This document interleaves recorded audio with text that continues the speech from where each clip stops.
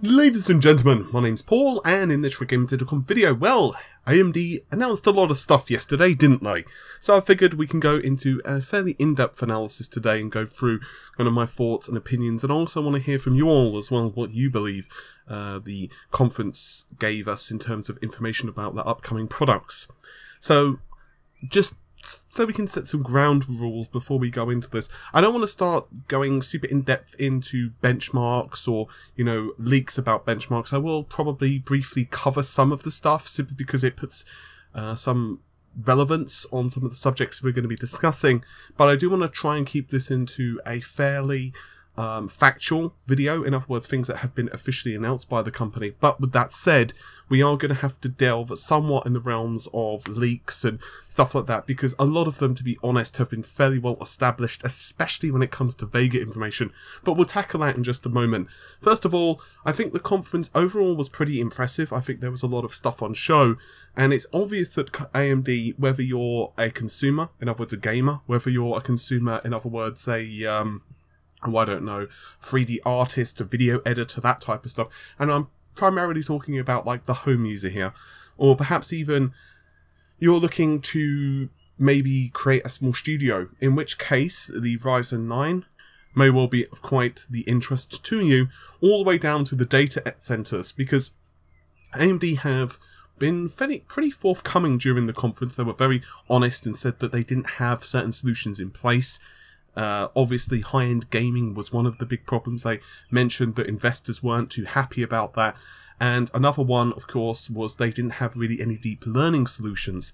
Now, I do want to speak about this just briefly. I know it's not as interesting as perhaps the teraflops and the number of CPU cores in the latest, Ryzen CPU, but it is still pertinent to us, because ultimately, and this is kind of simple, but it's also very true, and sometimes we forget about this. A company making profits really impacts its ability to create good products. What I mean by that is that the more money a company is producing, the more money it has to invest back into research and development, marketing, and that just plumb means that we get better products.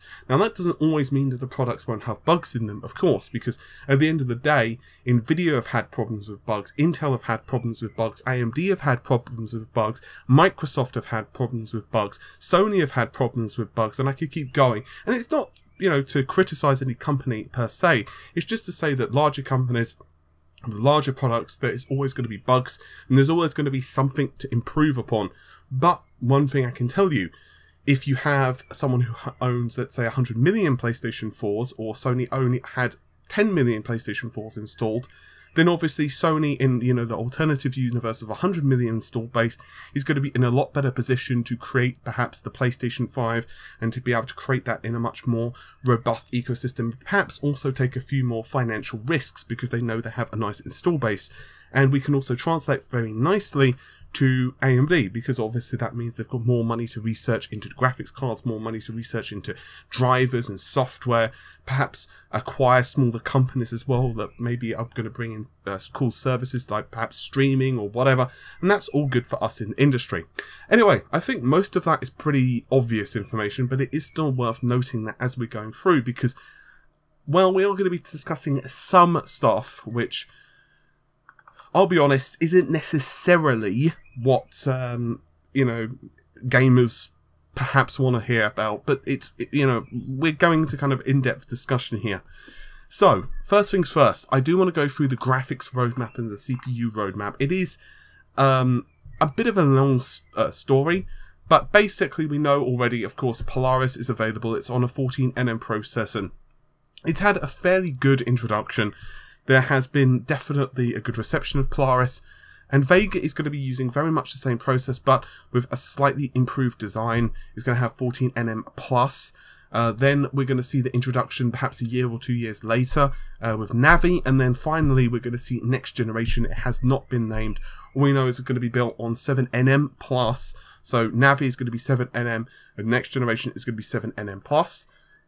Moving on to AMD CPU side of things, I don't think I need to tell you that Zen is already available. It's built on 14nm, and 14nm plus is also listed.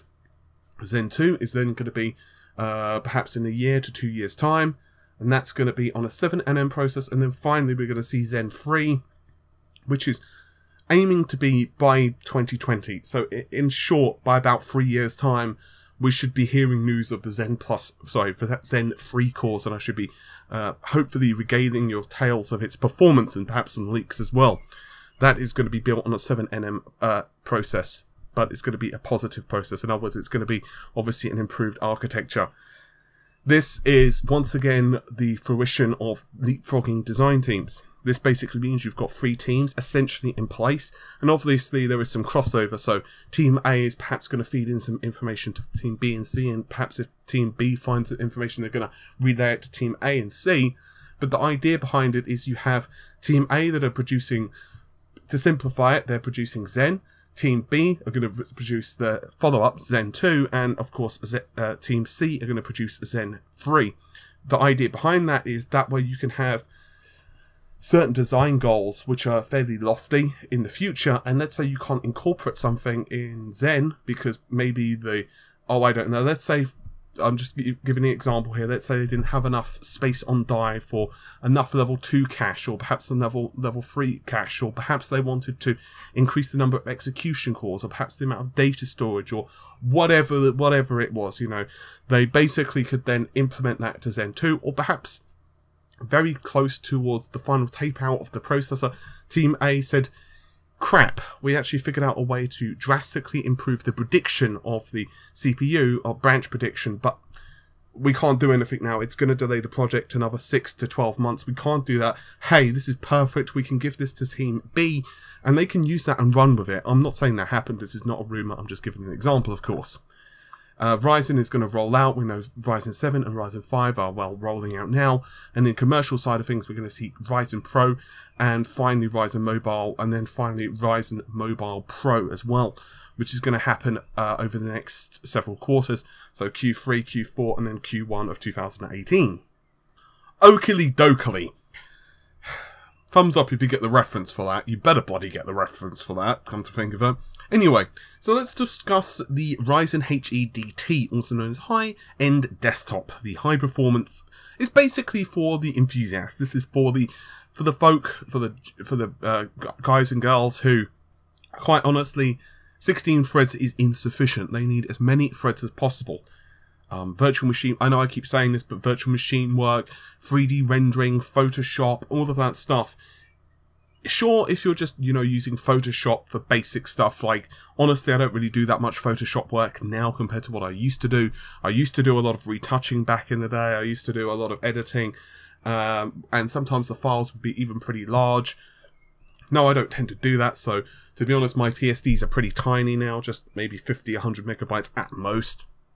But even that I wasn't a professional, I used to do stuff for friends, or maybe the odd, you know, project here or there, which I was paid for. Quite often, my PSDs would go to, like, you know, 1 gigabyte, 2 gigabytes, 3 gigabytes, 4 gigabytes, 5 gigabytes, and this is several years ago mine, so the resolutions were nowhere near as ridiculous as they are now. The reason I'm bringing this up is to put things into context. If an artist is running Photoshop with perhaps, once again, maybe Adobe After Effects, and perhaps, let's say, Cinema 4D, or maybe some other 3D rendering software, and perhaps they're also doing that maybe with virtual machine work, RAM goes pretty fast as well as CPU cores. Basically, you just can't get enough compute performance, and this is particularly true now. We're starting to offer stuff in 4K more often than not.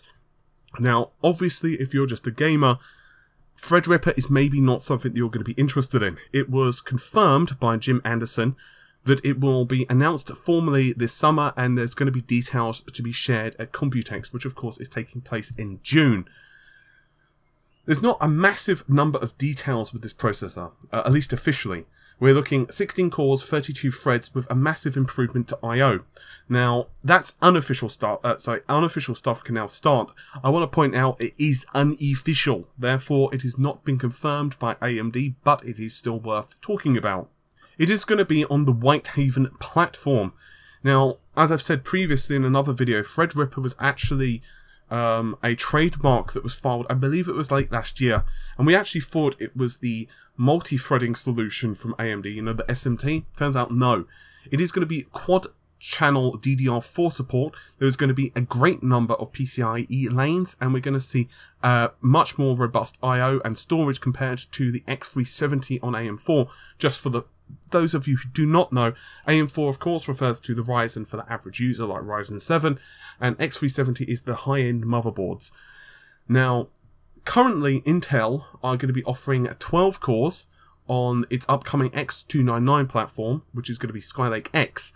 This is very minuscule compared to the 16.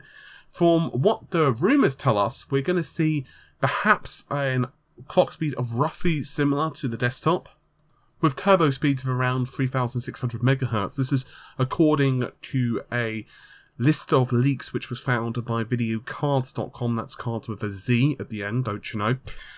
Now, the base clocks, of course, do go up and down depending on the number of CPU cores, and I won't read out all of them because I'll be here until, well, I'll be here for a long time. As I said in my original video, there are some leaks that have popped out regarding performance, but the real question to me is what's going to happen if you have a very similarly clocked processor, let's say a Ryzen 7, versus one of these processors, which isn't necessarily running an application which is multi-thread orientated, but perhaps it's more sensitive to memory bandwidth, and because obviously this is going to support quad-channel memory, it's going to be rather interesting to say the least, at least in my opinion.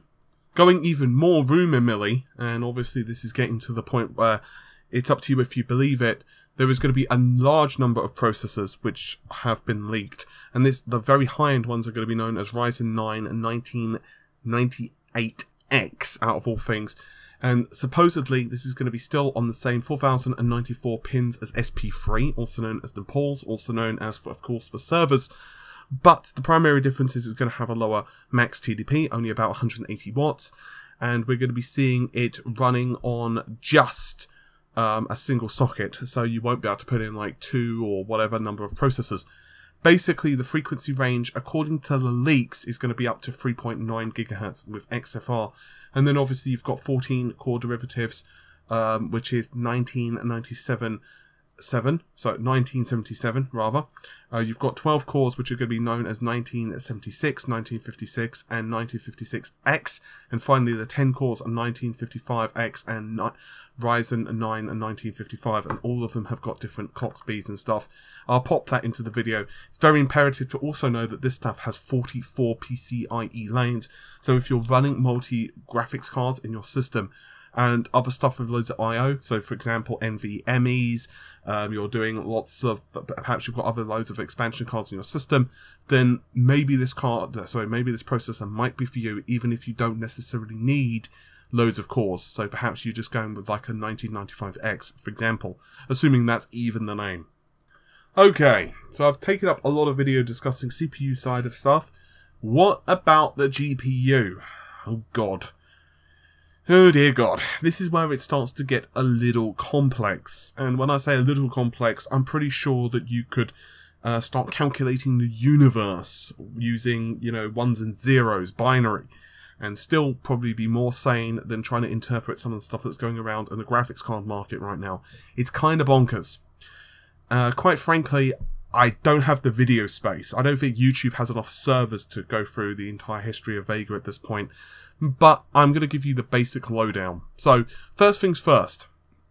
The good news is we are going to see Vega released, well, you know, this half of the year. The bad news is it's going to be the Radeon Vega Frontier Edition. Now, the reason that's bad news is because this is not for gamers. This is going to be for, you know, data centers, basically. And that's bad because, well, quite frankly, we don't necessarily know when the gamer version is going to happen. All they've said, according to AMD, is today we're announcing the first of several Vega architecture-based products to roll out this summer, and soon we'll be launching the Radeon Instinct, Radeon Pro, and Radeon RX flavors of Vega, but today's Vega is just a little different. Let me tell you why. And then, of course, they shown off a whole bunch of slides which gave us information regarding the performance. For example, it has 64 compute. This is for the Frontier Edition, very important to note. It's got about 13 teraflops of compute performance. That's single precision. Half precision is 25 teraflops, no surprise there. Pixel fill rate, 90 gigabits per second, 90 gigapixels, excuse me, per second. 16 gigabytes of high bandwidth cache, 480 gigabytes per second of memory bandwidth, which seems a little anemic to me, which tells me their clock speeds are a little low. And finally, 64 compute units, which unsurprisingly means, say it with me everyone, come on, you know you wanna, 4096 stream processors thanks to the next generation of compute units. Phew! There were a couple of titchy things. Titchy. I like that word. You don't really get to use the word titchy too often, do you? No, not titty. Titchy. Small. Basically, by Rajal Kodori, when he was on stage, he is, of course, the Senior Vice President and Chief Architect of Radeon Technologies Group, also known as the group of guys and girls who produce the Radeon architecture. He's shown a few demos, he did, of the GPU, primarily on Deep Bench. I just want to say Deep Bench, not Geek Bench, Deep Bench. And this is obviously for the measurement of performance in deep learning. I don't need to tell you that deep learning is lucrative. It's basically the modern day equivalent of producing gold because, well, so many different usage scenarios now require multiple graphics cards in deep learning scenarios. He shown a demo, basically time to complete Deep Bench. It was 133 milliseconds for the Radeon, for the NVIDIA P100, whereas Vega put it out at around 88 milliseconds, which is very fast indeed. I'm not going to dispute that at all. That is pretty damn impressive and absolutely destroys, to both for their credits, NVIDIA and AMD, absolutely destroys what a CPU could manage to achieve simply because of the massive levels of parallelism. Raja also went on record once again to wax lyrically about the fact that the relative number of flops of a GPU, in other words its performance I guess, have grown astronomically if you compare it to the amount of storage a GPU has. That is the amount of memory which is essentially located locally upon that graphics card. So if you were to take a look at the average level of graphics card memory, even for the high end, you've got some of course which have like 8 gigabytes, 11, some which are 12, but, well, let's just be honest here. Most people, if they're running a 4 to an 8 gigabyte card, you're pretty much in the sweet spot. The problem is, and yes, you knew there was going to be a problem, that's not necessarily indicative to what the market needs. Whether you're a gamer, or, God help you, whether you're a content creator. Now, I went through this some yesterday, so I don't want to touch upon it too much today because I feel that that would be unfair. But essentially, a lot of Hollywood, and when I say Hollywood, I'm not just referring to, you know, the latest Hollywood blockbuster which is going to go to the theatres. I'm also referring to, you know, what perhaps Netflix are producing, what perhaps Fox are producing, or ABC or whomever. A lot of that stuff now is being captured in 4K, which means that video editors need to actually, well, work with that footage. I know it's shocking for you, but they actually need to edit it. That's kind of a bitch on modern day GPUs because, quite frankly, it just doesn't have enough. As datasets become from gigabytes to like terabytes, it's like, yeah, good luck installing that locally. So one of the reasons that the high bandwidth cache is going to be perhaps useful is, well, HBCC, high bandwidth cache controller, supposedly doubles to trebles the available memory, essentially, of what's available. Now, I've already done kind of an in-depth analysis on how all of this works, and I've had an interview with AMD's Scott Wasson. To that end, AMD were also showing off SSG, which works in conjunction with HBCC in some kind of hybridization.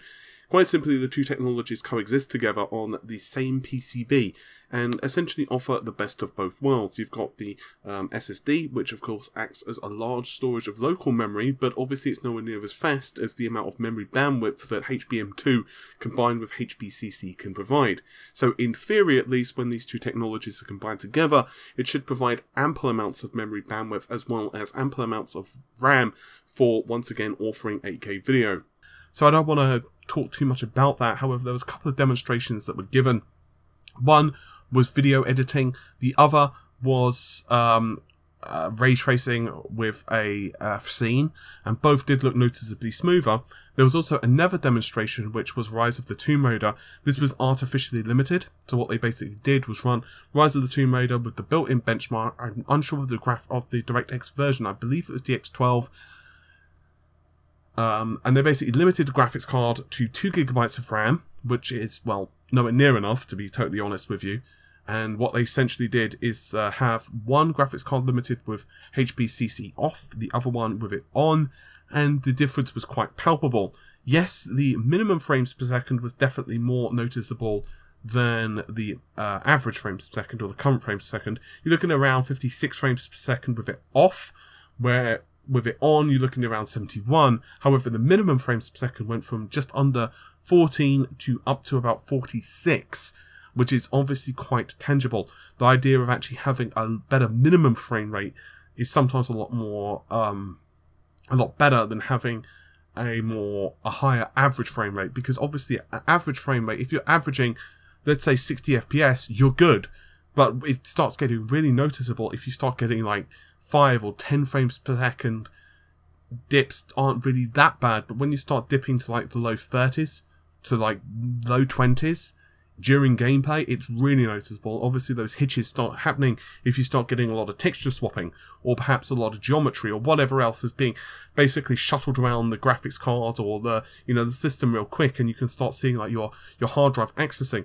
Sometimes this can be somewhat offset with a fast SSD or whatever, especially compared to like an older mechanical drive. If you're gaming currently on an older mechanical drive and you even install a newer mechanical drive, or perhaps even with a larger cache, or perhaps even a hybrid drive, you can sometimes notice a palpable difference, but it becomes even more tangible, even better if you're putting it on an SSD, because quite frankly the data just streams faster. But it doesn't always fix it, and it's not a solution. Quite honestly, sometimes the only solution is to get more RAM. So HBCC looks fairly impressive. There's a couple of issues with it. Issue A, is it actually going to be usable anytime soon? Now, I'm not really wanting to put words into AMD's mouth here, but basically it depends on what happens with the gaming industry. Scorpio and, of course, the PlayStation 4 Pro do increase the amount of available memory. The problem is, developers don't really offer that many textures in 4K. A lot of textures are still 1080p. Perhaps Scorpio will improve this. The reason that's quite important is because if you don't have a lot of high resolution assets, games basically are going to be used to develop around the common denominator. Let's say 99%. Okay, that's perhaps a bit higher. Let's say 90% of people are only capable of seeing the textures at like 1080p. You've got to then figure out how much additional work there is to offer loads of textures and those assets at 4K, or perhaps even higher. Is that worth it to you? Well, as a games developer, that's kind of debatable. So in those instances, perhaps for now, 4 or 8 GB of RAM is going to remain fairly okay. But of course, we're going to have to just wait and see. And once again, because we've got Scorpio, because we've got the PlayStation 4 Pro, the Scorpio especially, with higher amounts of RAM, perhaps games are going to be automatically created with high resolution in mind anyway, especially if some developers decide, hey, you know what, let's really push this. So maybe that could be, something that could be trickling down to AMD. One demo that they did show with Vega, and this is an official one, is, of course, Sniper Elite running at 4K, 60 frames per second. Now, there have been other demos shown, and once again, a lot of those have been official, but some of those have been not so official. The good news is, of course, it is running 4K 60 frames per second. That's a good thing. The issue I primarily have with this is the, fact it's only one game. The fact it's only one game really makes it very difficult for us to get a large data set, which is probably somewhat intentional by AMD, if I'm totally honest with you. If one was to take a quick peek at other titles running on a 4K resolution with a multitude of different graphics cards, one can see that a GTX 1080 with a Founders Edition, obviously depending upon the website, depending upon the driver revision, depending upon what's running in the background, you get the idea by now, you're looking at around 50 to 55-ish frames per second. Me point being that it's still kind of ambiguous to me. We don't know whether they're running on the same area with what they're doing. So I'm not ready to say that, you know, one card is faster than another card yet. So let's kind of hold fire on that. But it does tell us at the very least that what we're seeing so far, Vega is looking pretty impressive. Obviously, the problem is that it's not enough games for us to get a relative sample size. We're going to make the assumption, of course, that AMD is still tweaking the drivers, so there might be another 5-10% performance increase. So let's say let's say they're getting around 60-ish to 70 frames a second. Let's take 65 as a median average for the game. Obviously I don't have a frame rate counter and, you know, the benefit of actually sitting on their systems to do like an average frame rate count, but let's just give them the benefit of the doubt and say it's 65. So if you're adding 10% onto that, then you're getting around 7 frames per second extra, which is, you know, the mid 70 range, which is not too shabby at all if they can keep that up with other games as well. But obviously there's a lot of questions like, is there still room left in the tank? What about third-party versions of the card? What about when you start talking liquid cooling? What about if we start, you know, doing a lot of overclocking? It's still a little bit of a mystery at the moment. And obviously, you can look at this card and say, well, gee, you know, this is for professional markets, but because it is for professional markets, it's possible they're not trying to push the clock speeds up as high as possible. So there are still a lot of questions in terms of game performance. The performance side of things, however, becomes a bit shakier.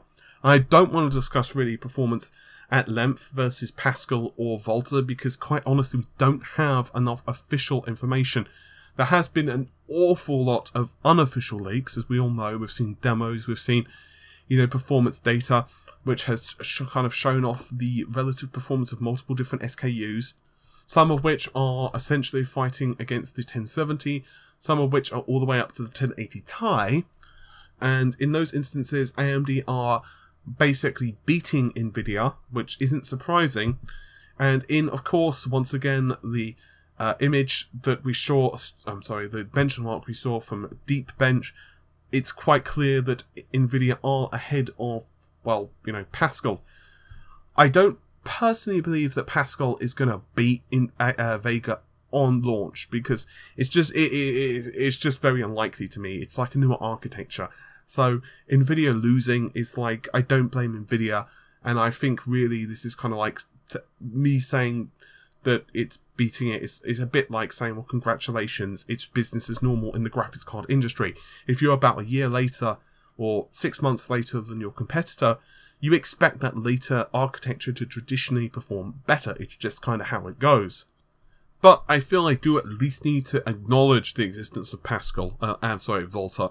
Now, this is not me defending either company, because quite frankly, I am always going to tell you, well, to buy the best product, because I'm not really on Nvidia's side, I'm not on AMD's side, I'm not on anyone's side, I'm on the side of the viewer, because really that's my duty, that's my job, is to tell you, hey, buy this, it's the best version of the product, or buy this, it's the best product, because ultimately, you know, unless I've got a paid promotion where I'll look at a product, in which case I still won't endorse it necessarily. We've actually given up several paid promotions because we just didn't like the products. Quite simple.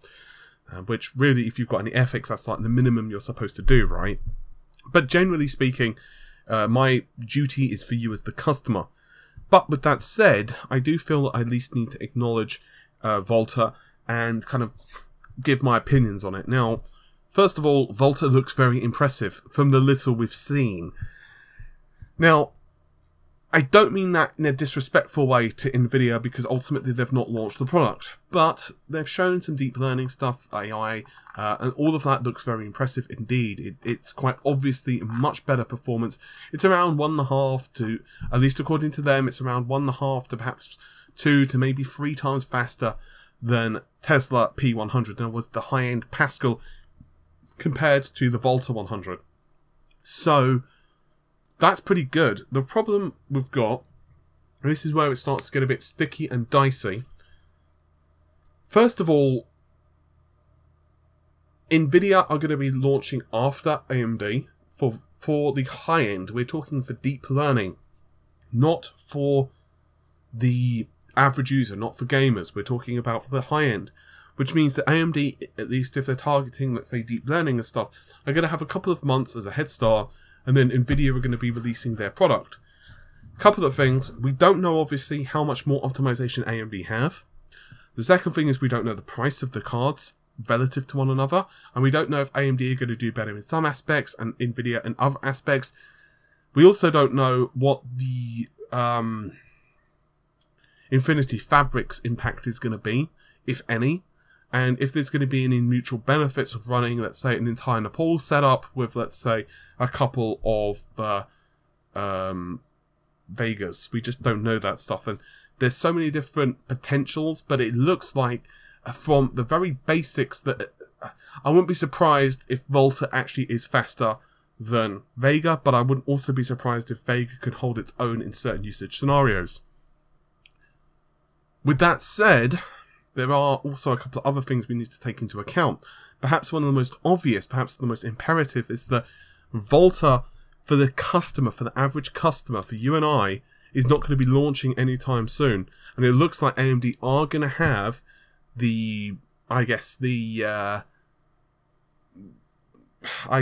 advantage. And I say that in a loose sense because we don't know, of course, when the customer versions of those are going to launch either. Now, whether customer derivatives of Volta launch this year, it's not really for, it's not really known at the moment. Nvidia could decide just to hold their own, perhaps do some tweaking, or on the other hand, they could launch. There are some other questions, like if Vega is going to be kind of expensive simply because of HBM2. Now, the graphics card we're seeing with Vega that has been somewhat debuted. There has been a graphics card, of course, which popped up on CompuBench, if memory serves. And it has 16 gigabytes of HBM2, ran at 1600 megahertz, which possibly is the same Vega that we're seeing demonstrating all of this stuff at the event that AMD, of course, just had, the Financial Analyst Day. So, I guess my point is that a lot of folks are upset or disappointed that Vega wasn't announced with like lots of gaming stuff. But I don't think that was really the intention of the Financial Analyst Day. The point of that event obviously wasn't really for us as gamers. Obviously we were welcome to watch and we did, but the real purpose of it was to investors. So what they were trying to do is to demonstrate their market was, well, being solidified with deep learning and other stuff, which essentially is a market they've not even tapped into. So obviously that's improving investor confidence. I personally wouldn't be surprised if May 31st we got a release date for the RX Vegas, and whether that's going to be this half of this year, or maybe it might slip a little bit. I'm not saying it is going to slip, I'm saying it could slip. That's down to you. Regarding the performance side of things, that's going to get really dicey, because we do not know enough about Volta. We don't know enough about the configurations of Volta. We don't know enough about the final performance of Vega. Yes, there are a lot of leaks, and we could bring those into it, but and I know I keep saying this, but we don't know about the state of the silicon. We don't know the state of the drivers. We don't know the state of the software, and we don't know if there's any bugs yet. And supposedly, the final revisions of the silicon that Rajar's shown off is basically done. So that tells us that at the very least the high end, you know, the Radeon Frontier is done, but whether the customer facing derivatives are finished, we just don't know. And even if they are, what's the state of the drivers?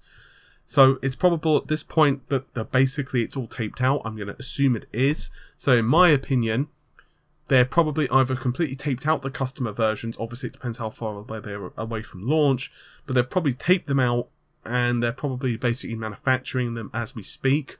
Or maybe just having the very final run of production before they start manufacturing them. So it's really the drivers and the software now which are concerning me. How much optimization they can do. Ultimately, if the thing was ready, you know, to start shipping, we'd probably see more leaks by now.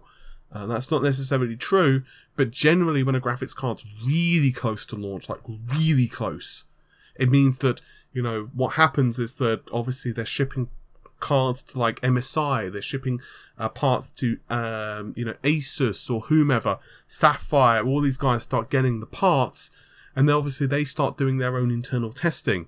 Therefore it becomes incredibly hard to be able to basically make sure that stuff doesn't leak online, because not only of course do they start sending stuff to their own particular vendors and start, you know, shipping stuff backwards and forwards, But it also is like you've got so many other employees who might even internally leak stuff. So I don't think Vega is ready for launch, you know, the next month or so. What I do think, however, it's not going to be like 6 months before we start seeing Vega for the consumers. So I don't think you need to worry about that. Anyway, there is a lot of extra stuff that I could go through in this particular video, but quite frankly, it's already getting a little long. It's like 30-ish minutes, and I think that's just about all I've got time for today. There's probably going to be a lot more information that's leaking over the next few days. And to be honest with you, he says, looking at the clock, in just a few days, well, I say a few days, it's not going to be long until we've got Computex, so obviously during that time we can cover some more stuff. Anyway, whew, that was a lot of talking, wasn't it? I'll see you soon. Take care of yourselves. Bye for now.